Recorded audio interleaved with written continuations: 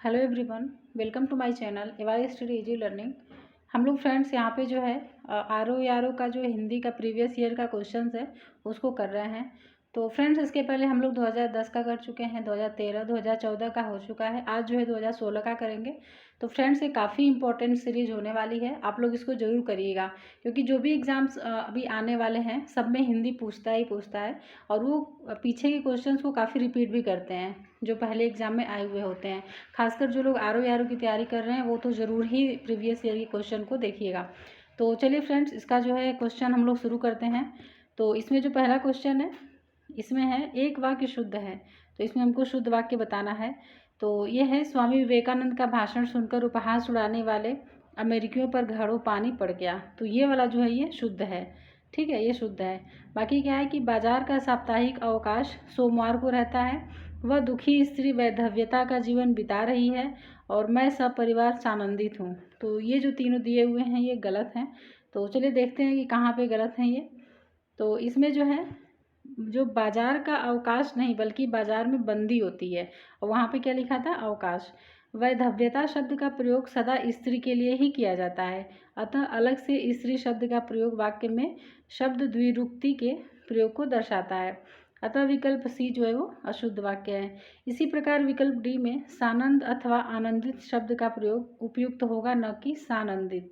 ठीक है, तो यहाँ पे जो है ये गलत दिया हुआ था। चलिए दूसरा क्वेश्चन देखते हैं। इसमें है सवाल जवाब, बहस हुज्जत या दिए गए उत्तर पर उत्तर के लिए एक शब्द है, तो ये हो जाएगा प्रत्युत्तर। ठीक है, प्रत्युत्तर हो जाएगा। और भी कुछ यहाँ पे दिए गए हैं उसको देख लेते हैं। तो इसमें है दिए गए उत्तर पर उत्तर, ये हो जाएगा प्रत्युत्तर। और पार उतरने की क्रिया जो होती है ये है उत्तरण। ठीक है, उत्तरण। वह जिसने किसी से उत्तर की अपेक्षा की हो तो इसको जो है बोलते हैं उत्तरापेक्षी। और एक के बाद एक बढ़ता हुआ क्रम क्या कहलाता है, उत्तरोत्तर कहलाता है। ठीक है, तो इसको भी ध्यान रखिएगा। अब तीसरा क्वेश्चन देखते हैं। मदिरा पीने का प्याला के लिए एक शब्द है, तो जो मदिरा पीने का प्याला है इसके लिए जो एक शब्द है ये क्या हो जाएगा, तो ये चषक हो जाएगा। ठीक है, चषक हो जाएगा। आगे देखते हैं। मदिरा पीने का प्याला के लिए एक शब्द चषक है। शब्द रचना के अंतर्गत संधि करने में क ख ट ठ प क के पूर्व आया हुआ विसर्ग हमेशा श होता है। तो चलिए अब अगला क्वेश्चन देखते हैं। जो स्त्री के वशीभूत है उसके लिए एक शब्द क्या होगा, तो ये हो जाएगा स्त्रैण। ठीक है, स्त्रैण हो जाएगा। इसका एक्सप्लेनेशन देख लेते हैं। तो इसमें वही दिया हुआ है कि जो स्त्री के वशीभूत है उसके लिए जो है एक शब्द स्त्रैण है। अगला क्वेश्चन देखते हैं। एक वाक्य शुद्ध है, तो इसमें से शुद्ध वाक्य बताना है। तो चलिए पढ़ते हैं पहले। भारतवर्ष के अतीत में कई निर्दयी शासक हुए हैं। और दूसरा है एकत्रित भीड़ जय जयकार कर रही थी। और तीसरा है गांधी जी चरखा चलाते थे। और चौथा है कि एक एक करके प्रत्येक छात्र कक्षा से निकल गए। तो इसमें जो शुद्ध है ये हो जाएगा गांधी जी चरखा चलाते थे। ठीक है, तो चलिए देखते हैं बाकी जो है वो कहाँ पे गलत दिए हुए हैं। तो इसमें है गांधी जी चरखा चलाते थे, यह वाक्य शुद्ध है। विकल्प ए वाक्य में निर्दयी शब्द के स्थान पर निर्दय शब्द का चयन किया जाना चाहिए। विकल्प बी में क्या है, एकत्रित भीड़ शब्द त्रुटिपूर्ण है क्योंकि भीड़ स्वयं में एकत्रण को व्यक्त करती है, अतः भीड़ के पूर्व एकत्रित शब्द का प्रयोग के द्विरुक्ति दोष को दर्शाता है। विकल्प डी में क्या है कि एक एक या प्रत्येक दोनों में से किसी एक का प्रयोग उचित होगा। दोनों का प्रयोग वाक्य में शब्द द्विरुक्ति दोष को प्रदर्शित करता है। तो काफ़ी जो है बारीकी से दिया गया है, इसको ध्यान रखिएगा, ऐसी ही त्रुटियां होती हैं एग्जाम में। चलिए अब अगला क्वेश्चन देखते हैं। जिसे अपनी जगह से अलग कर दिया गया हो के लिए एक शब्द है, तो ये हो जाएगा विस्थापित। ठीक है, ये विस्थापित हो जाएगा। जिसको अपनी जगह से अलग कर दिया गया हो वाक्य के लिए एक शब्द विस्थापित होता है। नेक्स्ट क्वेश्चन देखते हैं 7th नंबर का। बुरे शब्द से बुरे उद्देश्य से की गई गुप्त मंत्रणा के लिए एक शब्द है, तो यह है दुरभिसंधि। ठीक है, दुरभिसंधि। तो और भी जो यहाँ पे दिए गए हैं उसको भी देख लेते हैं। एक तरफ वाक्य दिया गया है और एक तरफ उसके एक शब्द। तो बुरे उद्देश्य से की गई गुप्त मंत्रणा दुर्भिसंधि हो गई है। किसी को हानि पहुंचाने के लिए बनाई जाने वाली योजना जो है वो दुर्भियोजन होता है। और जिससे पार पाना बहुत कठिन हो इसको जो है बोलते हैं दुरतिक्रम। ठीक है, दुरतिक्रम। जिसके पार जाना बहुत कठिन हो ये है दुरधिगम। तो ये थोड़ा सा देखिएगा कन्फ्यूजन है, ये दुरतिक्रम है और ये दुरधिगम है।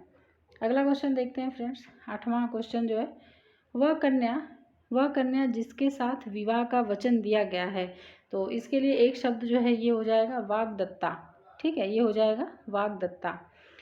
तो आगे देखते हैं, वह कन्या जिसके साथ विवाह का वचन दिया गया है वो उसको जो है क्या बोलते हैं, वाग्दत्ता बोलते हैं।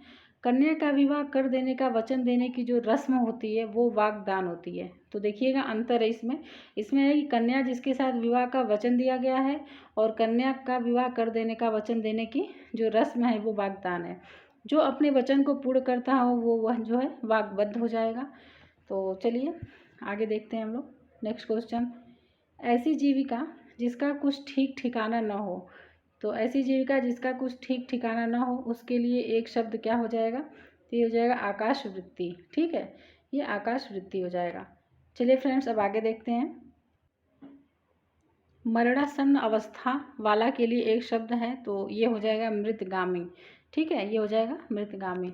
मरणासन्न अवस्था वाला के लिए एक शब्द मृत्युगामी तथा मर जाने की इच्छा या कामना के लिए एक शब्द क्या होता है, मुमूर्षा होता है। ठीक है, मुमूर्षा होता है। ये भी कई बार पूछा हुआ है मुमूर्षा जो है। आगे देखते हैं, तैरने या पार होने का इच्छुक के लिए एक शब्द है, तो ये हो जाएगा तितीर्षु। ठीक है, तितीर्षु हो जाएगा। वाक्य में तैरने या पार होने का इच्छुक के लिए एक शब्द जो है तितीर्षु है। इसी प्रकार तैरने वाला, तैराक, तैर कर पार करने वाला के लिए क्या है, तारक है, तारक हो जाएगा। आगे देखते हैं फ्रेंड्स 12वां क्वेश्चन, चना का तत्सम रूप है। अब ये यहाँ पे तत्सम आ गया, तो जो चना का तत्सम रूप होता है ये चड़क होता है। ठीक है, चड़क होता है। चना का तत्सम रूप चड़क है। इसी प्रकार गेहूं का गोधूम हो जाएगा और धान का क्या हो जाएगा, धान्य। ईख का इक्षु हो जाएगा और जौ का तत्सम यव होता है, यव हो जाएगा। ठीक है, चलिए अब अगला क्वेश्चन देखते हैं 13वां, तद्भव चबूतरा का तत्सम रूप है। तो इसका जो यहाँ पे तत्सम हो जाएगा ये हो जाएगा चतवाल। क्या हो जाएगा, चतवाल हो जाएगा। अगला क्वेश्चन है, निम्नलिखित में से एक तद्भव शब्द है। तो इसमें से तद्भव कौन सा है वो बताना है हमको। तो पूंजी, मूर्ख, नयन और शकुन। तो इसमें जो तद्भव है वो क्या हो जाएगा, तो ये जो है पुंज हो जाए, पूंजी हो जाएगा। ठीक है, पूंजी जो है तद्भव दिया हुआ है, इसका जो तत्सम होता है ये होता है पुंज। ठीक है, पुंज होता है। चलिए देखते हैं अब आगे। तो पूंजी का तत्सम जो है पुंज हो जाएगा और नयन का नयन हो जाएगा तत्सम। मूर्ख का मूर्ख है और सगुन का क्या हो जाएगा, शकुन हो जाएगा। तो जो सगुन है ये तद्भव है और उसका जो है तत्सम क्या हो जाएगा, शकुन हो जाएगा। चलिए अब अगला क्वेश्चन देखते हैं 15 नंबर का, बेंत का तत्सम रूप है। तो यहाँ पे बेंत का तत्सम रूप बताना है, तो ये हो जाएगा वेत्र। ठीक है, वेत्र हो जाएगा। ये वेंत्र नहीं होगा, वेत्र हो जाएगा। युद्ध की इच्छा रखने वाला के लिए एक शब्द है। तो जो युद्ध की इच्छा रखता है उसको युयुत्सु बोलते हैं, युयुत्सु बोलते हैं। ठीक है, चलिए एक्सप्लेनेशन देखते हैं। इसमें जो है थोड़ा एग्जाम्पल दिया हुआ है। तो यहाँ पे युद्ध करने की प्रबल इच्छा जो है क्या हो जाएगा, युयुत्सा। और युद्ध की इच्छा रखने वाला के लिए युयुत्सु हो जाएगा, युयुत्सु।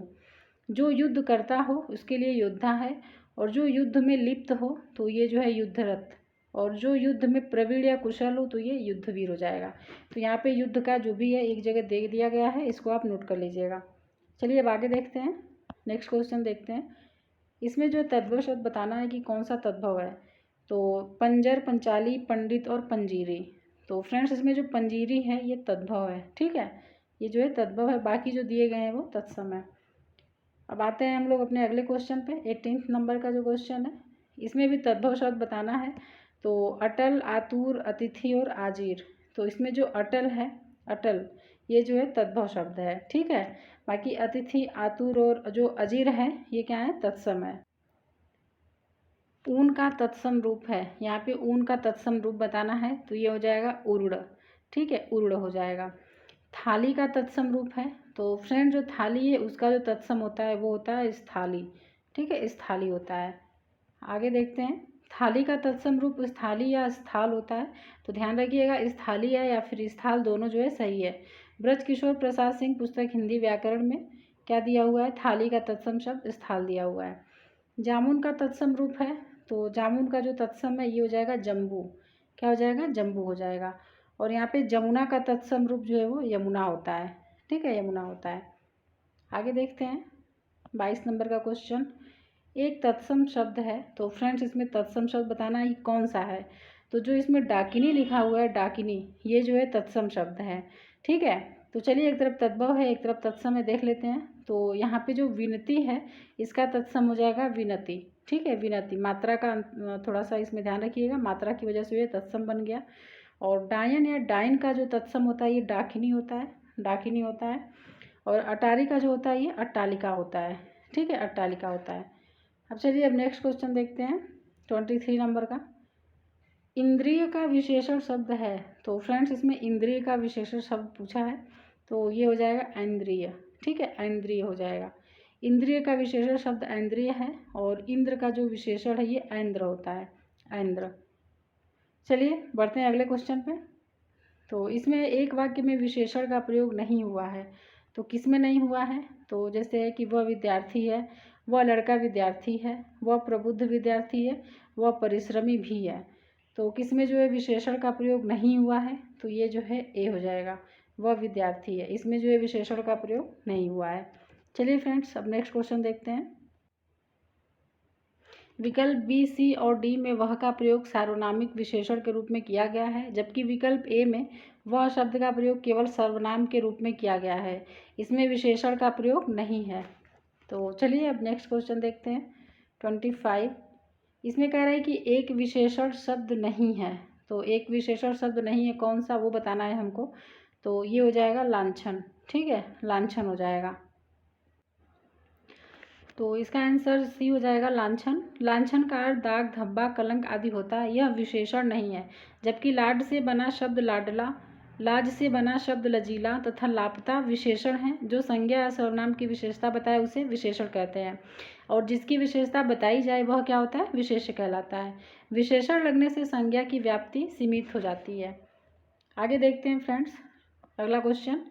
युद्ध देखकर अशोक का कठोर हृदय मोम जैसा पिघल गया। वाक्य में विशेष्य बताना है। तो इसमें विशेष्य कौन सा हो जाएगा? तो ये जो है हो जाएगा हृदय। ठीक है, इसमें हृदय हो जाएगा, और जो कठोर है यहाँ पे ये विशेषण हो जाएगा। तो जो हृदय है ये विशेष्य हो जाएगा। उपयुक्त वाक्य में हृदय की विशेषता बताई गई है कि हृदय कठोर है, अर्थात हृदय विशेष्य और कठोर जो है उसका विशेषण हुआ। हृदय के साथ प्रयुक्त होने वाला विशेषण शब्द जो है वो कलुषित, तरुण, निर्मम, क्षुब्ध, विशाल, सदैव, स्निग्ध आदि होते हैं। चलिए अब नेक्स्ट क्वेश्चन देखते हैं 27। निम्नलिखित शब्दों में से एक विशेषण नहीं है। तो इसमें से विशेषण कौन सा नहीं है? तो फ्रेंड्स ये है गर्व। गर्व है, गर्व शब्द विशेषण नहीं है। गर्व से बना विशेषण शब्द जो है वो गर्वीला है। ठीक है, तो जो गर्वीला है ये विशेषण है। चलिए अब आगे देखते हैं। निम्नलिखित में से एक विशेषण शब्द है। तो इसमें जो विशेषण शब्द है वो क्या हो जाएगा? लाघव, महत्व, लघुता, महत्व। तो ये जो है देखते हैं उपयुक्त विकल्पों में लाघव जो है वो लघु से बना विशेषण है तथा महत्व दोनों विशेषण है। यानी कि जो लाघव है और जो महत्व है ये दोनों जो है यहाँ पे विशेषण है। अतः विकल्प ए तथा डी दोनों सही है। ठीक है, तो इसमें जो है लाघव भी सही है और महत्व भी सही है। चलिए अब नेक्स्ट क्वेश्चन देखते हैं। निम्नलिखित में से एक शब्द विशेषण नहीं है। तो कौन सा विशेषण शब्द नहीं है? तो इसमें भी देखिए यहाँ पे जो है त्रुटियां हैं। तो क्या है कि उपयुक्त विकल्पों को इनके विशेष्यों के साथ सुमेलित करने पर सभी शब्द विशेषण प्रतीत होते हैं, अतः एक भी विकल्प सही नहीं है। ठीक है, तो इसमें एक भी विकल्प सही नहीं है। सभी जो है क्या है? विशेषण हैं। बहुरूपिया, बादामी, बातुनी और बांका। तो चलिए अब आगे देखते हैं 30 नंबर का क्वेश्चन। इसमें है कि भक्त की करुण पुकार सुनकर भक्त वत्सल भगवान दयार्द हो उठे। तो वाक्य में प्रयुक्त विशेषों की दृष्टि से कौन सा युग्म शुद्ध है? तो इसमें फ्रेंड्स शुद्ध बताना है। तो इसमें जो पुकार तथा भगवान है, पुकार तथा भगवान ये दोनों जो हैं वो विशेषों की दृष्टि से शुद्ध दिए गए हैं। उपयुक्त वाक्य में पुकार विशेष के लिए करुण विशेषण तथा भगवान विशेष शब्द के लिए भक्त वत्सल विशेषण शब्द का प्रयोग किया जाता है। अतः पुकार तथा भगवान विशेष्य हैं। ठीक है, तो इसमें जो पुकार और भगवान जो हैं वो विशेष्य हैं। चलिए फ्रेंड्स अब आगे देखते हैं, अगला क्वेश्चन देखते हैं। भोले बालक ने क्रूर डाकू के कठोर हृदय में कोमल भावना जगा दी। तो वाक्य में कितने विशेष्य हैं? तो इसमें हमको बताना है कि कितने विशेष्य हैं। तो इसमें जो है 4 जो है वो विशेष्य हैं। तो कौन कौन से विशेष्य हैं, तो चलिए देखते हैं। इसमें जो है बालक जो हो जाएगा, बालक है ये जो है विशेष्य है। और डाकू, ठीक है, डाकू ये भी जो है विशेष्य है। और कौन सा हो जाएगा विशेष्य इसमें, तो हृदय और भावना, हृदय और भावना, ठीक है, ये भी जो है विशेष्य है, हृदय और भावना। तो 4 जो है विशेष्य हो गए इसमें। चलिए अब आगे देखते हैं अगला क्वेश्चन। निम्नलिखित में से एक विशेषण शब्द नहीं है, तो वरदान, वरद, वरदायक और वरणीय। तो इसमें जो विशेषण शब्द नहीं है ये वरदान हो जाएगा। वरदान विशेषण शब्द नहीं है, वरदान का जो विशेषण है ये वरदानी अथवा वरद होता है, ठीक है, वरदानी या फिर वरद होता है। चलिए आते हैं 33 नंबर के क्वेश्चन पे। निम्नलिखित शब्दों में से एक शब्द शंकर का पर्यायवाची नहीं है। तो अब पर्यायवाची के क्वेश्चंस आ गए इसमें। तो फ्रेंड्स इसमें ललाटाक्ष, गंगाधर और त्रिलोचन ये तीनों जो है वो शंकर के पर्यायवाची हैं। बाकी जो शशधर है ये शंकर का पर्यायवाची नहीं है। तो शशधर शब्द जो है वो शंकर का पर्यायवाची नहीं है बल्कि चंद्रमा का पर्यायवाची है, ठीक है, चंद्रमा का है। शंकर का पर्यायवाची शब्द शशधर है। और क्या क्या है, तो शिव, चंद्रमौली, मदनारी, चंद्रशेखर, उमापति, शंभु, महेश, शशिधर, कैलाशपति, गंगाधर, ललाटाक्ष ये सारे जो हैं वो शंकर के पर्यायवाची हैं। अब चलिए अब बढ़ते हैं नेक्स्ट क्वेश्चन की तरफ। तो इसमें है निम्नलिखित में से एक शब्द आम का पर्यायवाची नहीं है। तो नहीं ये पूछा है, तो इसमें अति सौरभ, सहकार, रसाल ये तीनों जो है वो आम के पर्यायवाची हैं, जबकि अम्बु जो है वो आम का पर्यायवाची नहीं है बल्कि किसका है, पानी का पर्यायवाची है, ठीक है, पानी का पर्यायवाची है। तो चलिए एक्सप्लेनेशन देखते हैं। आम के पर्यायवाची अति सौरभ, सहकार, रसाल, आम्र, अमृतफल, च्युत आदि जो है वो आम के पर्यायवाची हैं। इसी प्रकार जल के जो पर्यायवाची हैं वो अम्बु, नीर, सलील, मेघ पुष्प, उदक, तोय, जीवन, वारी, पय, अमृत ये सब जो हैं वो जल के पर्यायवाची हैं। तो ये सब याद कर लीजिएगा क्योंकि ये मैक्सिमम पूछता रहता है इन्हीं में से। अगला क्वेश्चन है, पर्यायवाची की दृष्टि से एक वर्ग जो है वो शुद्ध है। तो कौन सा वर्ग शुद्ध है, तो सिंह, पंचानन, नाहर, मृगारी, सूर्य, रवि, दिनकर, तरड़ी, अग्नि, पावक, अनल, पिशुन, महेश, रमेश, भूतेश और सतीश। तो फ्रेंड्स इसमें जो सिंह, पंचानन, नाहर, मृगारी ये जो दिया है ये शुद्ध है, बाकी जो दिए गए हैं वो शुद्ध नहीं है। चलिए अब नेक्स्ट क्वेश्चन देखते हैं। सिंह का पर्यायवाची पंचानन, नाहर, मृगारी, शार्दुल ये बहुत पूछता है, व्याघ्र, पंचमुख, मृगराज, मृगेंद्र, केशरी, केहरी, केशी, महावीर ये सब जो सिंह के पर्यायवाची हैं। और विकल्प जो बी है उसमें सूर्य के पर्यायवाची क्रम में जो तरड़ी शब्द है वो नाव का पर्यायवाची है। और विकल्प सी में अग्नि के पर्यायवाची क्रम में पिशुन जो है वो कौवा का पर्यायवाची है, ठीक है, कौवा का। और विकल्प डी में जो है ईश्वर के पर्यायवाची क्रम में भूतेश जो है वो राजा का पर्यायवाची शब्द है, किसका है, राजा का पर्यायवाची शब्द है। तो ये जो है यहाँ पे जो दिया गया था ऑप्शन में इसको भी याद कर लीजिएगा क्योंकि ये भी जो है पूछा हुआ है एग्जाम में। निम्नलिखित में से एक पत्थर का पर्यायवाची नहीं है। तो पत्थर का पर्यायवाची कौन सा नहीं है ये बताना है। तो प्रस्तर हो गया, उपल, पाहन ये तीनों जो है वो पत्थर के पर्यायवाची हैं। बाकी जो पशम है ये पत्थर का पर्यायवाची नहीं है। और क्या क्या होगा पत्थर का पर्यायवाची, तो यहाँ पे दिया हुआ है प्रस्तर, उपल, पाहन, पाषाण, अश्म, संग ये सब जो है पत्थर के पर्यायवाची हैं। चलिए फ्रेंड्स अब 37 नंबर का क्वेश्चन देखते हैं। एक जो है यमुना का पर्यायवाची शब्द नहीं है। तो इसमें यमुना का जो पर्यायवाची शब्द नहीं है तनुजा हो जाएगा। बाकी रवीजा, सूर्यजा, अर्कजा ये तीनों जो है यमुना के पर्यायवाची दिए हुए हैं। तो फ्रेंड जो तनुजा शब्द है ये पुत्री का पर्यायवाची है, ठीक है। रवीजा, सूर्यजा, अर्कजा, कालिंदी, कृष्णा, सूर्यसुता, सूर्यतनया ये मतलब सूर्य की पुत्री, कालगंगा ये सब जो है वो यमुना के पर्यायवाची हैं, ठीक है। तो फ्रेंड जितनी भी ये नदियाँ हैं और जो देवता हैं ये लोग काफ़ी इंपॉर्टेंट हैं, इनसे क्वेश्चन जो है बहुत पूछता है आयोग, इनका जो पर्यायवाची है वो अधिकतर पूछता रहता है। तो इसको जो है अच्छे से याद करिएगा आप लोग। अगला क्वेश्चन देखते हैं। निम्नलिखित में से एक समुद्र का पर्यायवाची शब्द नहीं है। तो इसमें भी नहीं ये पूछा है, तो ये हो जाएगा जलाधीप। बाकी जलधि, जलधाम, जलनिधि ये जो है समुद्र के पर्यायवाची हैं। तो फ्रेंड जो जलाधीप है ये वरुण का पर्यायवाची है, किसका है, वरुण का। बाकी जलधि, जलधाम, जलनिधि, सागर, पारावार, सिंधु, नदीश, पयोधी, अर्णव, अवधि, रत्नाकर ये सब जो है वो समुद्र के पर्यायवाची हैं। और यहाँ पे स्रोत भी लिख दिया है कि ये जो है वासुदेव नंदन की बुक में दिया गया है। चलिए अब अगला क्वेश्चन देखते हैं फ्रेंड्स। निम्नलिखित में से एक नदी का पर्यायवाची शब्द नहीं है, तो नहीं है पूछा है। तो निम्नगा, कुलंकषा, त्रिपथगा और कुलवती। तो फ्रेंड्स इसमें जो त्रिपथगा है ये जो है नदी का पर्यायवाची शब्द नहीं है। त्रिपथगा शब्द गंगा का पर्यायवाची है। बाकी जो दिए गए हैं निम्नगा, कुलकंशा, कुलवती, आपगा, निर्झरणी, तरंगिणी, तटिनी, सरिता, ये सब जो है नदी के पर्यायवाची हैं।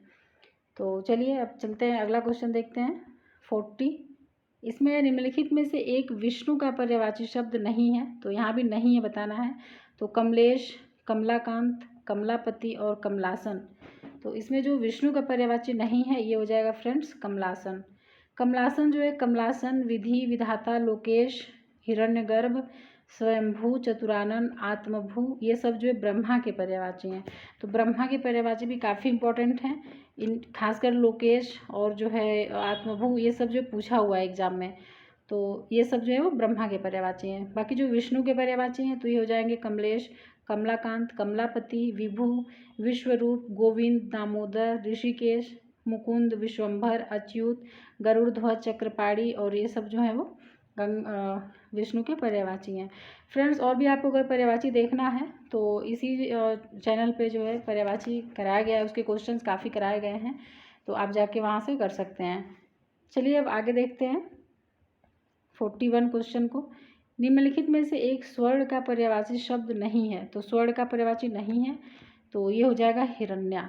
बाकी हेम, हाटक, कलघौत, कलधौत ये जो है वो स्वर्ण के पर्यायवाची हैं। तो जो स्वर्ण का पर्यायवाची हिरण्या नहीं है, स्वर्ण जो है वो हिरण्य, हेम, हाटक, कलधौत, कंचन, कनक, जात रूप, स्वर्ण, ये सब जो है वो किसके हैं, स्वर्ण के पर्यायवाची दिए गए हैं। चलिए अब 42 क्वेश्चन को देखते हैं। इसमें है पर्यायवाची की दृष्टि से एक वर्ग शुद्ध है, तो कौन सा शुद्ध है। तो इंद्र, रतीश, सहस्राक्ष, मघवा, घर, निकेतन, आयतन, निलय, यमुना, कालिंदी, भानु, तनया, जाह्नवी, वस्त्र, पाटक, अंबर, चीर। तो इसमें जो है शुद्ध पूछा है तो ये हो जाएगा घर, निकेतन, आयतन और निलय, ये जो है इसमें सही दिया हुआ है। चलिए अब आगे देखते हैं। चलिए पहले एक्सप्लेनेशन देख लेते हैं इसका। विकल्प ए में जो रतीश शब्द है ये कामदेव का पर्यायवाची है, अन्य इंद्र के पर्यायवाची दिए गए हैं। और विकल्प सी में जो है यमुना के पर्यायवाची क्रम में जाह्नवी जो है वो गंगा का पर्यायवाची है। इसी प्रकार वस्त्र के पर्यायवाची क्रम में पाटक शब्द का अर्थ छेदक से है। ठीक है, तो जो जो त्रुटियाँ थी वो यहाँ पे दे दिया गया है। चलिए अब अगला क्वेश्चन देखते हैं। इसमें व्यष्टि का विपरीतार्थक शब्द पूछा है। अब यहाँ से जो है पर्यायवाची खत्म हो गया, अब विपरीतार्थक शब्द के क्वेश्चन है, विलोम के जो क्वेश्चंस हैं। तो इसमें विपरीतार्थक शब्द किसका पूछा है, व्यष्टि का, तो ये हो जाएगा समष्टि। ठीक है, समष्टि हो जाएगा। तो यहाँ पे देखते हैं कि जैसे व्यष्टि का समष्टि हो जाएगा और समास का व्यास हो जाएगा, समवेत का असमवेत हो जाएगा और समस्त का असमस्त या कुछ हो जाएगा। तो चलिए अब आगे बढ़ते हैं, अगला क्वेश्चन देखते हैं। उपमेय का सर्वथा उपयुक्त विपरीतार्थक शब्द है, तो ये है अनुपमेय। ठीक है, अनुपमेय हो जाएगा। उपमेय का अनुपमेय हो जाएगा और तुलनीय का अतुलनीय हो जाएगा। अनुपम का हो जाएगा अनुपम। ठीक है, अनुपम हो जाएगा। उपमित का क्या हो जाएगा, अनुपमित हो जाएगा। ठीक है, अनुपमित हो जाएगा। चलिए फ्रेंड्स 45 नंबर का क्वेश्चन देखते हैं। सुलभ का उपर्युक्त विपरीतार्थक शब्द है, तो यहाँ पे सुलभ का बताना है तो ये हो जाएगा दुर्लभ। ठीक है, दुर्लभ हो जाएगा। सुलभ का दुर्लभ हो जाएगा, सुप्राप्य का दुष्प्राप्य हो जाएगा और लब्ध का अलब्ध हो जाएगा। ठीक है, और यहाँ पे प्राप्य का क्या हो जाएगा, प्राप्य का जो है वो अप्राप्य हो जाएगा। तो चलिए अब जो है नेक्स्ट क्वेश्चन देखते हैं। दीर्घायु का विलोम होगा, तो फ्रेंड जो दीर्घायु का विलोम है ये अल्पायु होता है। ठीक है, दीर्घायु का विलोम अल्पायु होता है और नश्वर का विलोम क्या होता है, शाश्वत होता है। तृष्णा का उपयुक्त विपरीतार्थक शब्द है, तो तृष्णा का जो है वितृष्णा हो जाएगा। ठीक है, क्या हो जाएगा, वितृष्णा हो जाएगा। आगे देखते हैं अगला क्वेश्चन। निषिद्ध का सर्वथा उपयुक्त विपरीतार्थक शब्द है, तो निषिद्ध का विलोम बताना है तो ये हो जाएगा विहित। निषिद्ध का विलोम क्या हो जाएगा, विहित हो जाएगा। आगे देखते हैं 49 नंबर का क्वेश्चन। भूगोल का विपरीतार्थक शब्द पूछा है तो ये हो जाएगा खगोल। ठीक है, खगोल हो जाएगा। सहयोगी का सर्वथा उपयुक्त विपरीतार्थक शब्द क्या हो जाएगा, तो यह है प्रतियोगी।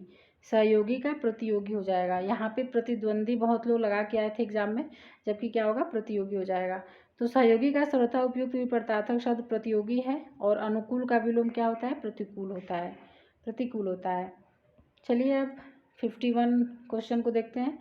जोड़ का उपयुक्त विपरीतार्थक शब्द है, तो जो जोड़ का विलोम है ये घटाव होता है, घटाव, और गुणा का क्या होता है, भाग होता है।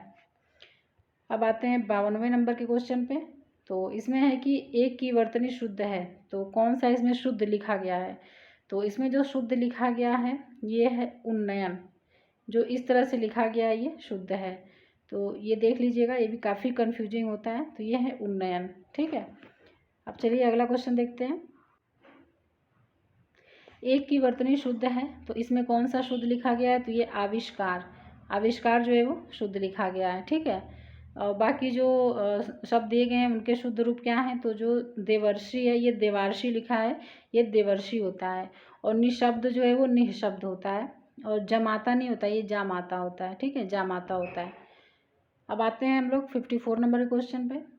तो इसमें भी बताना है ये कौन सा शुद्ध है, तो इसमें जो अनन्नास है ये शुद्ध लिखा गया है, अनन्नास शुद्ध है। और बाकी जो है वो खिवैया है, इसका क्या हो जाएगा, खेवैया, खेवैया सही है। और न्योछावर नहीं होता, ये न्योछावर होता है। और निरपेक्ष ऐसे नहीं लिखते हैं, ऐसे लिखते हैं निरपेक्ष, ठीक है।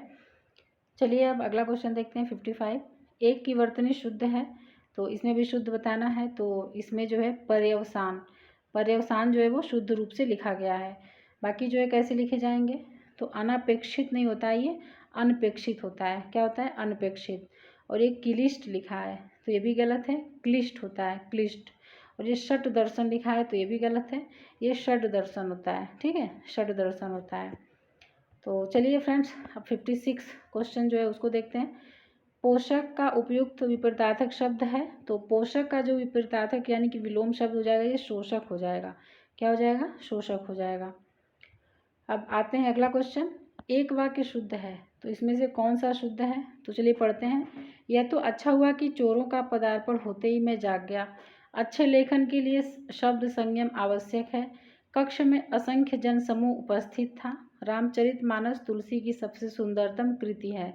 तो इसमें शुद्ध जो है वो अच्छे लेखन के लिए शब्द संयम आवश्यक है, ये जो है शुद्ध लिखा हुआ है, ठीक है। बाकी जो इसमें इन सब में जो दिया गया है त्रुटियां हैं तो उसको देख लेते हैं। तो इसमें है कि प्रयुक्त चोरों का पदार्पण में शब्द चयन की अशुद्धि है। पदार्पण शब्द का प्रयोग सज्जन के संदर्भ में किया जाता है। और जो विकल्प सी है उसमें असंख्य जन समूह में असंख्य शब्द का प्रयोग असंगत है। और डी में क्या है कि सबसे सुंदरतम में से किसी एक का प्रयोग किया जाना चाहिए, तो इसमें दोनों था, तो इसलिए जो है ये अशुद्ध हो जाएगा। चलिए अब अगला क्वेश्चन देखते हैं। एक वाक्य शुद्ध है, तो कौन सा शुद्ध है। खेत जोतने के पारंपरिक उपादान हल का स्थान अब ट्रैक्टर ने ले लिया है। निरपराधी के विरुद्ध दंडात्मक कार्यवाही का किया जाना दुर्भाग्यपूर्ण है। श्रीमती रेड्डी जिस स्तर की नृत्यांगना है उनके पति उस स्तर के नृत्यांगन नहीं है। शिक्षा प्रणाली जनोपयोगी होनी चाहिए, तो इसमें जो शुद्ध है ये डी हो जाएगा, ठीक है, शिक्षा प्रणाली जनोपयोगी होनी चाहिए। बाकी जो दिया गया है विकल्प ए के वाक्य में उपादान शब्द के स्थान पर साधन शब्द, और विकल्प बी में निरपराधी शब्द के स्थान पर निरपराध होता है। और सी में क्या है, नृत्यांगन शब्द के स्थान पर नर्तक शब्द का प्रयोग किया जाना चाहिए था। तो जो जो अशुद्धियाँ थी वो भी हम लोग देख लिए हैं, तो आप लोग इसको जो है अच्छे से कर लीजिएगा। एक वाक्य शुद्ध है, तो इसमें भी बताना है कि शुद्ध कौन सा है। तो इसमें जो शुद्ध है ये हो जाएगा ए, यानी कि पर्वतीय प्रदेश में प्रातःकाल का दृश्य बहुत चित्ताकर्षक होता है, ये जो है शुद्ध है। बाकी अशुद्धियों में क्या है कि प्रत्येक धर्म के लिए अच्छा सद्भाव रखना हमारा कर्तव्य है, तो ये जो है अशुद्ध है। और बाकी जो दिए गए हैं वो भी अशुद्ध हैं। तो इसमें जो है क्या है, विकल्प बी के वाक्य में अच्छा या सद्भाव विकल्प, सी में अधिकांश अथवा भाग में से किसी एक शब्द का प्रयोग किया जाना चाहिए। इसमें अधिकांश भाग लिखा हुआ है, तो किसी एक का प्रयोग किया जाना चाहिए। इन दोनों वाक्यों में शब्द द्विरुक्ति दोष है। और विकल्प डी में क्या है, स्पष्टीकरण स्वयं में कर्तिकारक शब्द है, जहाँ करना शब्द का प्रयोग असंगत है। तो स्पष्टीकरण आवश्यक होना चाहिए, करना जो है इसमें असंगत है। अब लास्ट क्वेश्चन देखते हैं। एक की वर्तनी शुद्ध है, तो इसमें शुद्ध कौन सा लिखा गया है, तो यह है अक्षौहिणी, अक्षौहिणी जो है वो शुद्ध लिखा गया है। तो शुद्ध वर्तनी शब्द अक्षौहिणी है। शेष विकल्पों के शुद्ध वर्तनी रूप राजमहल, कुमलांगी निरोग हैं। ठीक है, तो चलिए हम लोग देख लिए कि जो राजमहल है ये शुद्ध रूप इसका राजमहल है, और कुमलांगिनी का कुमलांगी होता है, कुमलांगिनी नहीं कुमलांगी, और निरोग का क्या होता है, निरोग। इस पर बड़ी की मात्रा होती है। तो फ्रेंड्स ये थे 60 क्वेश्चंस। अब काफ़ी डिटेल में भी थे, ये आपके लिए काफ़ी हेल्पफुल होगा, क्योंकि ऑप्शंस जो होते हैं उसमें से भी अब नए नए क्वेश्चन बन रहे हैं। तो आप लोग जो है ये अच्छे से करते चलिएगा। तो चलिए फ्रेंड्स, अब मिलते हैं नेक्स्ट वीडियो में नेक्स्ट सीरीज़ के साथ। तब तक जो अपना ध्यान रखिए और पढ़ते रहिए।